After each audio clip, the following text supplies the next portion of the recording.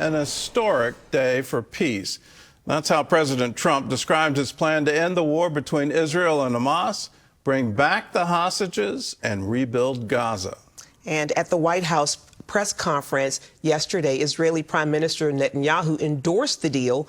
Both leaders agree if Hamas doesn't comply, Israel will complete its military operation to destroy the terror group. Julie Stahl reports. At a joint press conference, President Trump presented his comprehensive plan for peace in the Middle East. So today is a historic day for peace. He thanked leaders of Arab and Muslim nations, including Saudi Arabia, Qatar, UAE, Jordan, Turkey, and Indonesia. It's just a part of the bigger picture, which is peace in the Middle East. And let's call it eternal peace in the Middle East. The proposal includes the return of 48 hostages, about 20 of whom are believed to still be alive, within 72 hours of signing the agreement in exchange for 250 Palestinian prisoners and an immediate end to the war. Under the plan, Arab and Muslim countries have committed to demilitarize Gaza, and that's quickly. Decommission the military capabilities of Hamas and all other terror organizations. Do that immediately. And we're relying on the countries that I named and others to deal with Hamas. Hamas terrorists who lay down their weapons will receive amnesty and passage out. Trump said it's up to Hamas now to agree to the deal. But if not, as you know, Bibi, you'd have our full backing to do what you would have to do. Netanyahu said he supports Trump's plan because it achieves Israel's war aims. It will bring back to Israel all our hostages, dismantle Hamas's military capabilities, end its political rule, and ensure that Gaza never again poses a threat to Israel. Earlier, Netanyahu apologized to Qatar officials for the recent attempt to target Hamas leaders in Qatar. If Hamas agrees to the plan, the first step will be a modest Israeli withdrawal and the release of the hostages. The next step will be the establishment of an international body charged with fully disarming Hamas and demilitarizing Gaza. That body is dubbed the Board of Peace, headed by Trump and including regional countries. As to a future Palestinian state, Trump's plan calls for reforms in the Palestinian Authority, which could create conditions for, quote, a credible pathway to Palestinian self-determination and statehood, which we recognize as the aspiration of the Palestinian people. Netanyahu says the reforms must be deep and permanent. And that means ending pay to slay, changing the poisonous textbooks that teach hatred to Jews, to Palestinian children, stopping incitement in the media, ending lawfare against Israel at the ICC, the ICJ, recognizing the Jewish state, and many, many other reforms.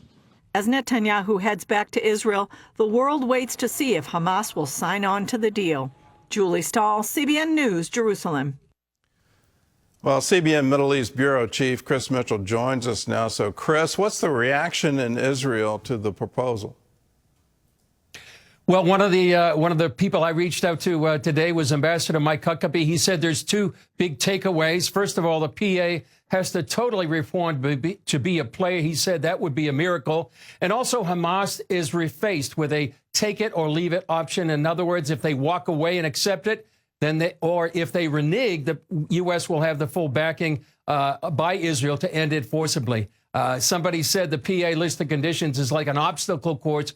Even an Olympic athlete wouldn't pass. But here, Gordon, the political landscape is mixed. Political operation leaders like Yair Lapid and Benny Gantz are supporting the plan. Some political commentators are calling it a dream that achieves all the goals of the war. Even the Hostage Families Forum is supporting it. They say it's taking a breath of relief from Trump and Netanyahu. But others are saying it's not a realistic agreement, that there's tens of thousands of Hamas fighters and supporters that won't disappear. The charter remains to destroy Israel. And we interviewed earlier today a man named Avi Abelo. He's with Pulse of Israel. He believes that the role of Qatar should make everyone uneasy. They're the Muslim Brotherhood committed to imposing Sharia law. And so what are their long-term goals in Gaza? And wonders if they may be a Trojan horse. Well, on the realism side, Hamas has said that they'll never lay down their arms, and that's what blew up the last peace deal. Do you see any circumstances in the future where they'll accept that kind of proposal and they'll lay down their arms and they'll come to peace with Israel? Gordon, it seems unlikely, and they would have to give up all the hostages, and those 48 hostages remaining are the last leverage they have. They would have to disarm. Controlling Gaza goes to an international board headed by President Trump. So why would they agree to their own demise? That's what many people are asking. And so reports indicate they're going to reject the plan. But today we understand that Qatar and Turkey are trying to pressure Hamas to accept the deal. But right now, Gordon, too early to tell what they're going to decide. Last night I saw a chilling video. It was a group of academics, professors, and it was right here in the United States. They were all Islamic, and it was curious that they were asked by the moderator, do you condemn October 7th? And there was laughter in the auditorium and laughter from every single one of them. And then one of them was very open. No, I will never condemn it. I will always applaud any effort to overthrow Israel. So you look at that ideology where they can't even condemn what is a horrific attack on Israel. Is there any hope for peace with that kind of ideology? Well, that ideology still remains inside Gaza and in actually some of the countries that are supporting this deal. And the question many people are asking, does it open the door for a Palestinian state? That's something that Julie mentioned in her report. Netanyahu's adamant it doesn't open the door. He said it absolutely not. And he said it's not written in the agreement as well. And he said President Trump also said that. But if you look, Gordon, at point 19 in the 20-point plan, it said, and that's what Julie referred to in her report, that if the PA reform is faithfully carried out, the conditions may be in place for a credible pathway to Palestinian self-determination and statehood. So it remains to be seen whether in the future that could come about. Some point out that the people that have helped draft this, that would be, say, people like Tony Blair, Jared Kushner, they've advocated for a two-state solution in the past. And some people are warning the Bible is very specific about dividing God's land. A sober warning in Joel 3 that at the end of time, God judges nations for dividing God's land and scattering his people. And one last point, Gordon, this plan doesn't mention any ability for the Jewish people to go back to Gaza. In 2005, nearly 10,000 Jews lived there. Will they be able to go back into this kind of new Gaza that they're planning? Well, I've long critiqued the two-state solution just on the basis, not from what the Bible says, but from what Hamas says and what Fatah says and what the Palestinian Authority says, what the PLO says, what the Popular Front says, what Hezbollah says. They all say from the river to the sea. They all are advocating for the elimination of Israel. They don't want a two-state solution. They want a one-state solution called Palestine, and they want to eliminate all Jews from Israel. That's been their stated goal. That's what they pay their martyrs to do. They have the pay-to-slave program. That's behind all of it. And any kind of peace plan that says they really want statehood and they really want a better future for their children and their grandchildren seems to ignore decades of history with this ideology. Why doesn't Israel just stand up and say that this is just a dream because the other side doesn't want it? Well, some people do here in Israel say that, and they warn that, any agreement to this kind of agreement may open the door eventually to a two-state solution. And as you said, the ideology is not for a two-state solution. It's for a one-state solution, not living side by side with Israel, but instead of Israel. So some people do say that, Gordon, here in Israel. The Netanyahu government really had to thread the needle here. It was a very hard decision, I think, they had to make to agree to this plan, but it remains to be seen if it's going to be implemented and what Hamas eventually decides. Some people think that it will sort of be like the Lord, giving Pharaoh, hardening his heart, and whether or not Hamas will actually accept this. All right, Chris. Thanks for the insight, and we'll continue to pray and continue to pray for the peace of Jerusalem. We go down to the White House for more from our senior correspondent, Kelly Wright. Kelly, you were in the room yesterday. The president called it an historic day for peace. What's he basing his confidence on? He's basing his confidence on Bibi Netanyahu, himself, the president, and the White House and the United States standing with Israel, its strongest ally in the Middle East. And he's also basing his confidence on those Arab allies who rallied to support this plan. The president stating to reporters in the room yesterday at the state dining room here at the White House that he believes that because of that support from Arab and Muslim nations putting pressure on Hamas, it is now up to Hamas to actually accept the peace plan, the 20-point plan, and proceed with that. And then the president, of course, as we've just discussed, establishing a board of peace, which he himself, he indicated that he doesn't have time to do it, but he will invest the time because it's so near and dear to his heart to bring peace not only to Israel, but to the entire Middle East. The president remains strong in establishing that peace, but also recognizing that strength might have to be what they resort to should Hamas denounce this plan and turn away from it. Are Qatar and Saudi Arabia, are they part of this plan? Qatar is definitely part of it, Saudi Arabia, as well as the UAE, the president talking about that, and even Egypt having some aspects in this because they presented the plan to Hamas, Egypt as well as Qatar, and now Hamas, from previous reports this morning, indicate that they might be leaning in a positive direction to accepting this plan.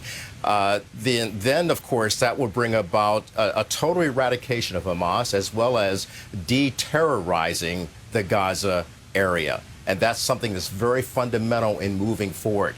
The president realizes you have to get rid of every type of terror group that's there operating under the auspices of Hamas. And the president also talked about the fact that this is an opportunity for the Palestinian people who have decried being under the thumb of Hamas and the rule under Hamas, which has used them as pawns, if you will, or as innocent victims in front of the retaliation unleashed by the Israeli Defense Forces. So the president appealing to the people of Gaza, saying this is an opportunity for you to rebuild and to restore, which is why he's also establishing in this plan, which was actually the architect of that is Jared Kushner, as well as Steve Witkoff, his Middle East envoy, and the president himself, going back to the Abraham Accords, the Abraham Accords, as he indicated yesterday. This is all a part, Gordon, to try to bring Hamas to the table, to relinquish its control of the Palestinian people and Gaza, so they can make room for this board of peace to enter in, establish a transition to restore, rebuild, and re-energize the Palestinian people. And the president also indicated yesterday that he was so upset with the fact that that Hamas actually was voted into office by the Palestinian people so many years ago to rebuild the area, and they failed to do that. Instead, they used billions of dollars to build 400 miles of tunnels, as well as rocket encampments in schools, in hospitals, and establishing their brigade of terror, and then striking Israel at will, and particularly October 7th, 2 years ago, which took the lives of 1,200 Israeli citizens. And so here we are today, and the president taking a shot at trying to really bring peace to the Middle East. Well, let's talk protocol for just a brief moment. The president, the prime minister, they didn't take any questions afterwards. Did that surprise you? To be honest, it did not surprise me. And in fact, I think it was a wise choice. The reason why I say that is that they were presenting a proposed 20-point peace plan to the world, but most notably to Hamas and to the Arab world. And to have taken questions at that point in time, I think the president wanted to be sure that he wasn't spiking a football or putting the cart before the horse. He wanted to give Hamas a chance to deal with its intermediaries in terms of Qatar and Egypt and the Arab leaders, to actually talk to them, because the Arab world is through with Hamas. This was an opportunity for the president to give them a chance to enter into it behind closed doors, in sessions that were not open to the public, and to have opened it up to questions from all of us in the press meeting at that time would have probably indicated some things that the president didn't want to be released at that particular time. This is a very sensitive issue, Gordon, as you know. And as Chris just reported on, as we heard from Julie, it's so sensitive because it's like walking on eggshells, if you will, because of the ideology of Hamas, and that is from the river to the sea, and death to Israel and death to America. This is a really delicate balance in trying to, one, bring back the Abraham Accords and bring some peace to the Middle East. So that's why they didn't take questions. Well, Kelly, thanks for joining with us, and then we look forward to future reports. My hope, my prayer is that, yes, there could be peace in the Middle East. There could be peace in Gaza. At the same time, I recognize the ideology. Every time a peace deal has been presented to the Palestinians, whether it was 1948 or 1967, or all the efforts that Bill Clinton went through in his 2 terms. He valiantly tried, but they always refused.